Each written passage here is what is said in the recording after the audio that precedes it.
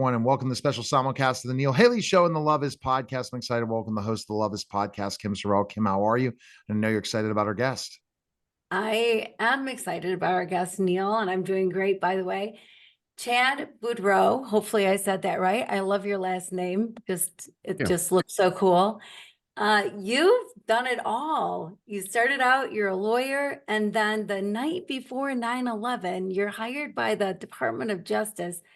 That has to be crazy, but I believe it's what's led you to where you are today. By the way, I'm a Great Dane fan. I love a Great Dane. I don't know if you still have one, but I know you did. And so your books have got to be absolutely fascinating because of your fascinating background.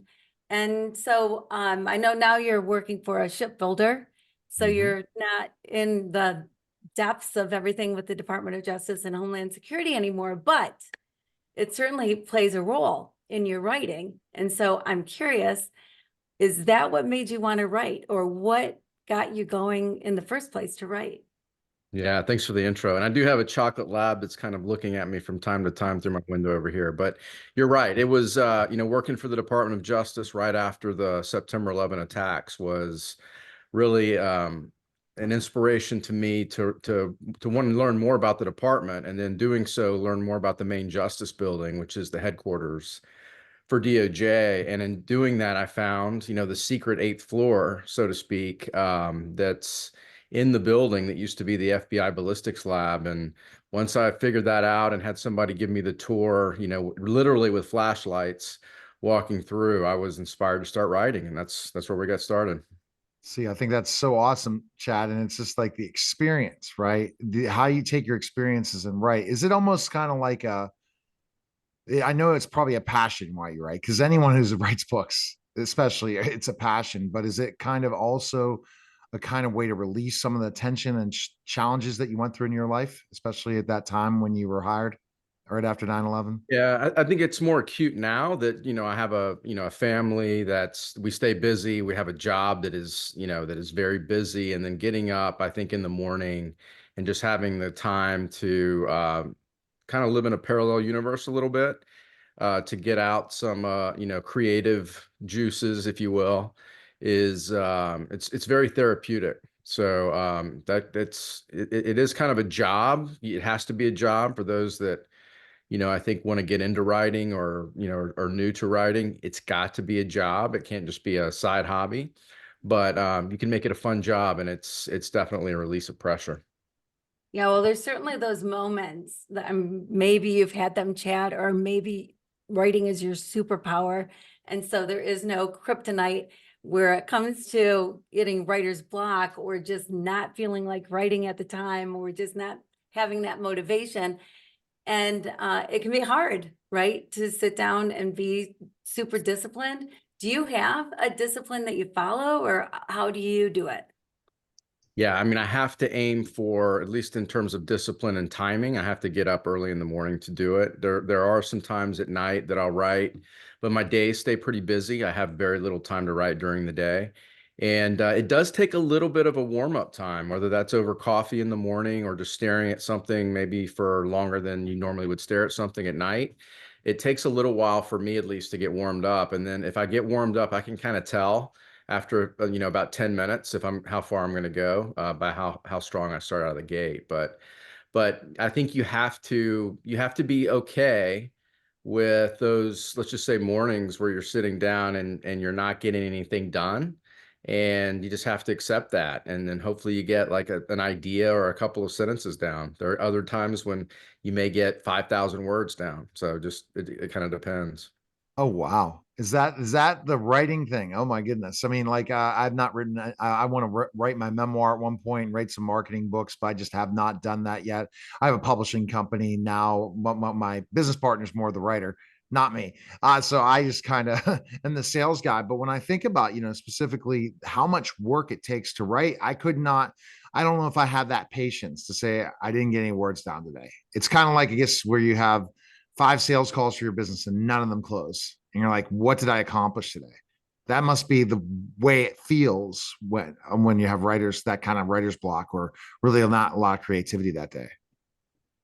A little bit, but I think the way, and you're right, I think a lot of people struggle with that for whatever reason. I normally don't struggle with writer's block, but if I do, there are times when I'm colder than I'd like to be.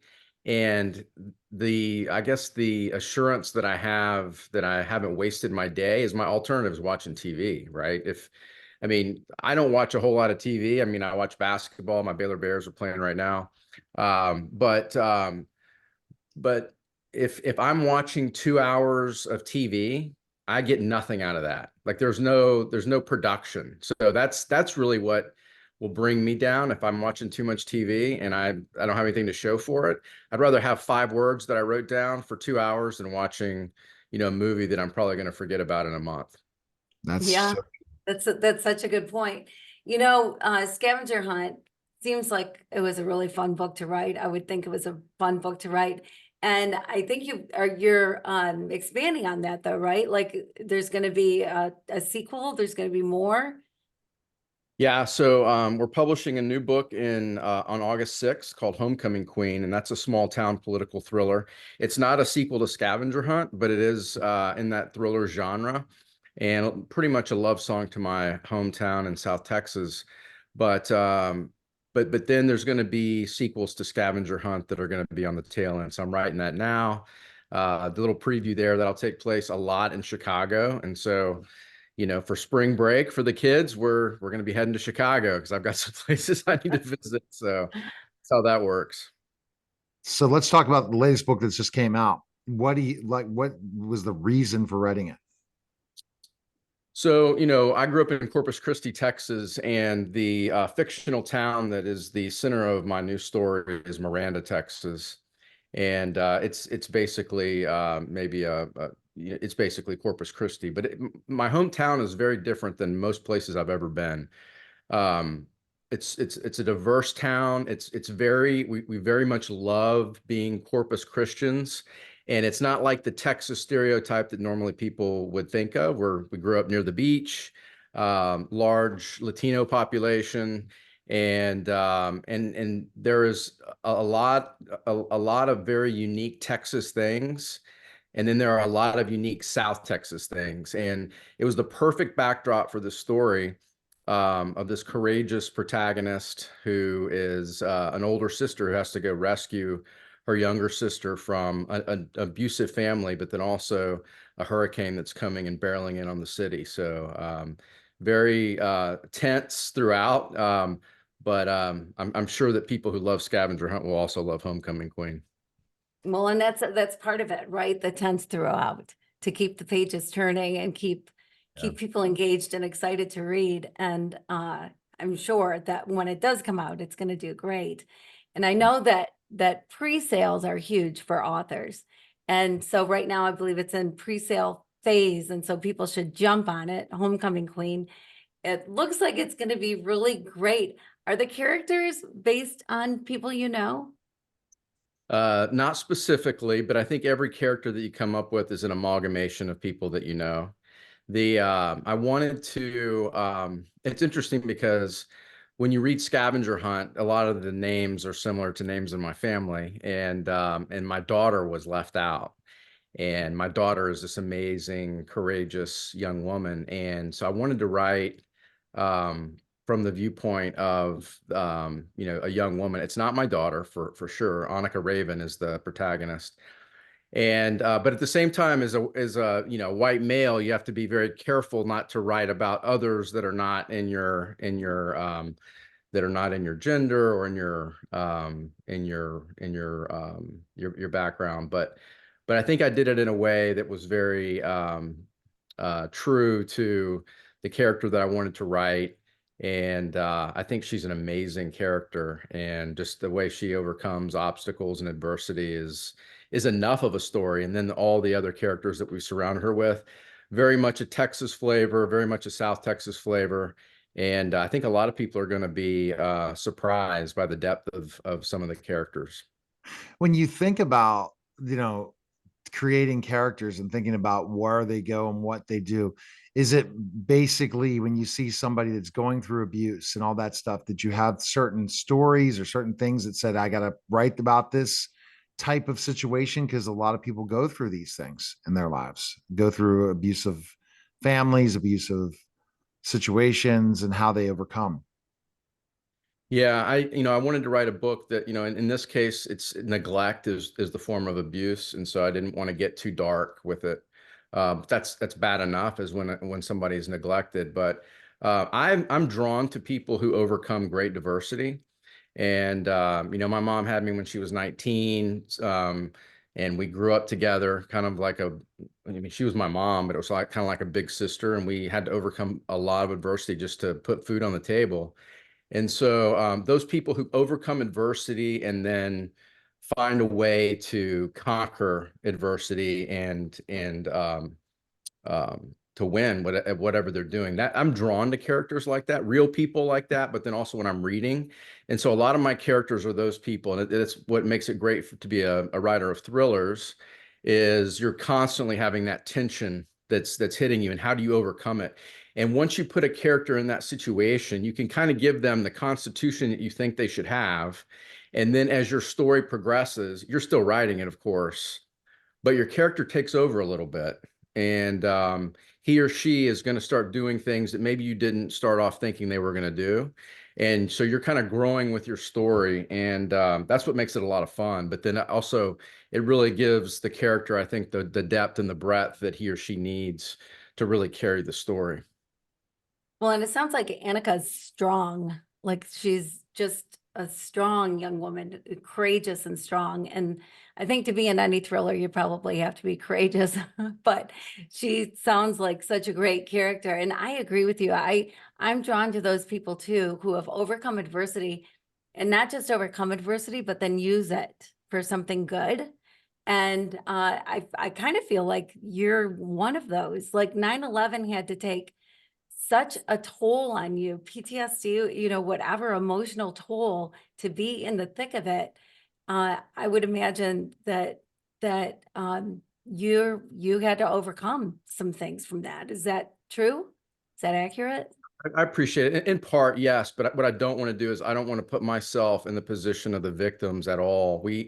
I had the great privilege to work on a team at the Department of Justice that was able to put together a congressional program working with Ken Feinberg, who was special master, to help in some small part victims of 9/11, the deceased loved ones, and then the victims who survived that were physically injured. And I was at Battery Park yesterday. I was up in New York doing an event, and just driving back toward, in that same area where the memorial is now. It's still a little raw for those who were, in part working on that. I can only imagine what it's like for those that really were the victims. And I'm definitely not one of the victims there.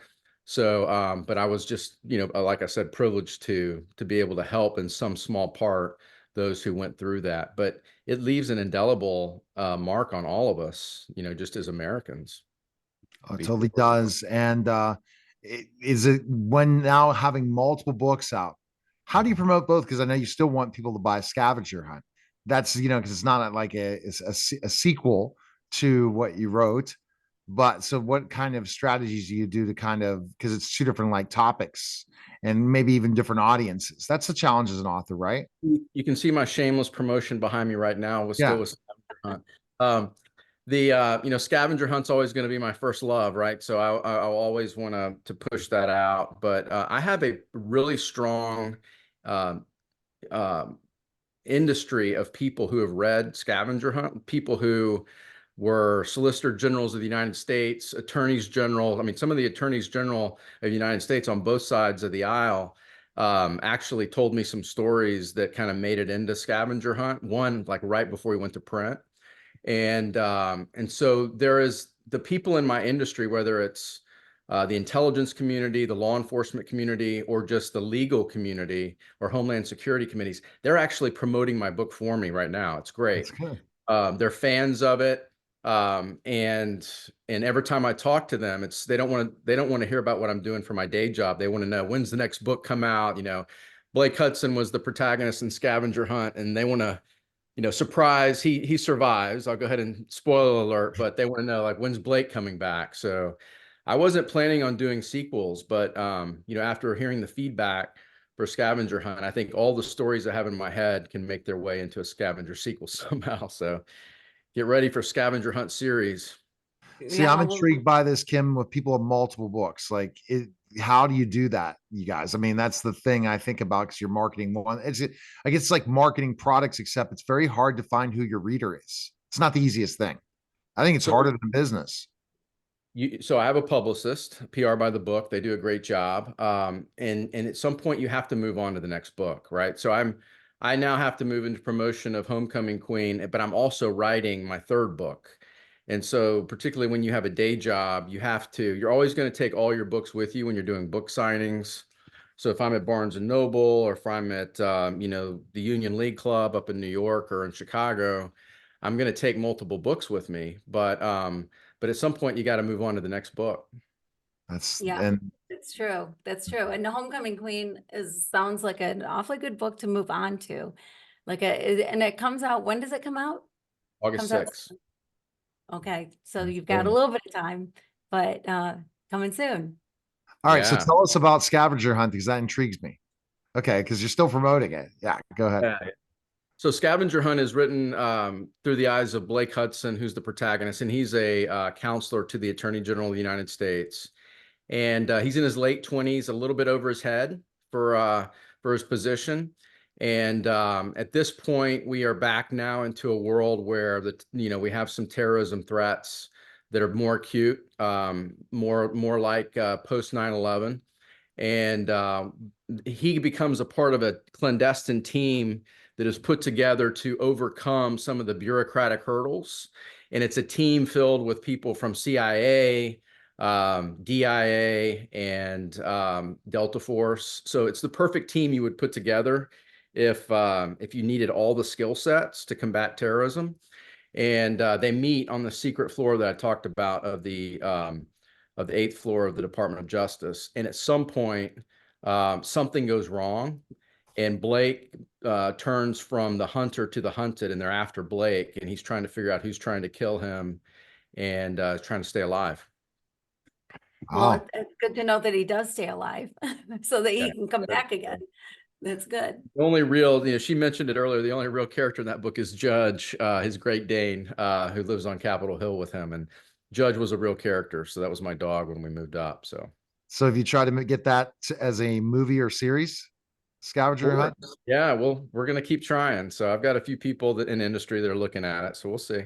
It sounds like one. I'm sure Homecoming Queen potentially, but when you talk about so many hot button topics of what you're talking about and firsthand being part of it in your writing, that's got to be something like wow. So it is a step out, right? Doing Homecoming Queen, really, compared to Yeah, that. a little bit. And I just want to, before we leave the point on the book, on the movie thing, I would say, like, if you go to Goodreads right now and new thrillers, Scavenger Hunt is the #4 book that people voted on for movie books that should be a movie. So getting good traction Well, you need to there. reach out to me because I have a production company. I'm looking at funding movies. I just got to pitch Chris Mulkey has the story of the Road Warriors, wrote a screenplay for the Road Warriors from WWE.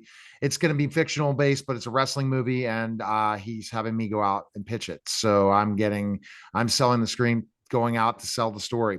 So that's one thing. I got a documentary. So that's why I was talking about the whole thing. It just fits that mold in there, and they're dying for content right now. So you have to make a decision. Do you want to go get something optioned? And this is educating people because I hear all these people say, I got an option. Well, it'll never be made. Or are you going to go out and fund it, go out and raise the funds yourself, get it made, and then sell it to somebody else potentially? That's the catch 22. Oh, option it, great. Oh, I'm just going to sit there and wait my story could go somewhere really big and huge. Yeah, that's good. That's good Uh, stuff. Well, I yeah. can tell you, like, the future thought on the Scavenger Hunt series is, I mean, I think we are at a good point now where we're going to kind of take over the DOJ space in terms of novelists writing about different agencies. So when you have Tom Clancy, he's talking about DOD. You have other fictional writers. They always pick like one agency that they're focused on. A lot of times it's the State Department and CIA. But there's a vacuum there for DOJ of people who really know what they're talking about. And so with the support that I have, like I mentioned before, we can move Blake Hudson around a lot within that department and have some great stories flowing out of that. So that's the intent. Sounds great. Kim has her love question. Go ahead, Kim, with your love question. Yeah, well, I'm an author too, Chad, and I wrote a book. I dedicated a year in search of the true meaning of love, and the things I found out about love blew my mind. But one of the things about love is it's in everything. You know, you don't hang it up in the coat closet when you get home. It's part of who you are always. And so the love of writing, the love of you've done such diverse things, really. And so I'm curious, like, how does it all come together for you when you are writing part of your day, and part of your day you're lawyering, and part of your day you're parenting, and part of your day you're the husband? And how does it love all come together for you in that? Well, I mean, I like to focus on things that I love to do, right? And that's where you're going to get 100% engagement from me on the things that I love to do. I love my job, I love my family, and I love sitting down and writing books. And I think I take all of the things that I gather from my day job, whether that's being a dad, a husband, a lawyer for a really great company, and all the experiences that I've had in the past, which, I had my dream job when I was 28 years old. And that allows me the freedom to really sit down with a blank piece of paper, or in this case, a laptop computer, and feel really confident that I can weave together an amazing story that's going to be true to the true expertise and specifications that are required behind my stories, but then also pretty interesting, right? Because a lot of times we can read a book, and if somebody doesn't get past page 20 because you're talking about all the technicalities or how smart you are, then you failed. So you have to love your story. So it's really about taking all that together, coming up with a story that you love, and then just letting it go. I mean, I'll tell you, for Scavenger Hunt, it took me 18 months over 20 years to write that book. I mean, I was growing up. I rewrote it so many times, I can't tell you. And I learned how to be an author through that entire process. I came up with the story for Homecoming Queen, and I could not get rid of it. The story stuck with it. It was in my head for 5 years, maybe. I sat down and wrote it in about 8 months. And that's, again, that's in the mornings and somewhat at night. It just flowed because I loved the story. So, not to say I didn't love Scavenger Hunt, but you learn how to write, like if you're in the business, you get a little faster and a little bit more efficient. But if you really love your story, then it's really hard to put that aside. All right. Best place people can go. You have a website for people to check? Yeah, chadboudreaux.com. All So right. CHADBOUDREAUX.com. All right. Appreciate it, sir. Yeah, thank you guys. Appreciate it. All right. That's special simulcast Neil Haley Show and the Love Is podcast, guys. Take care.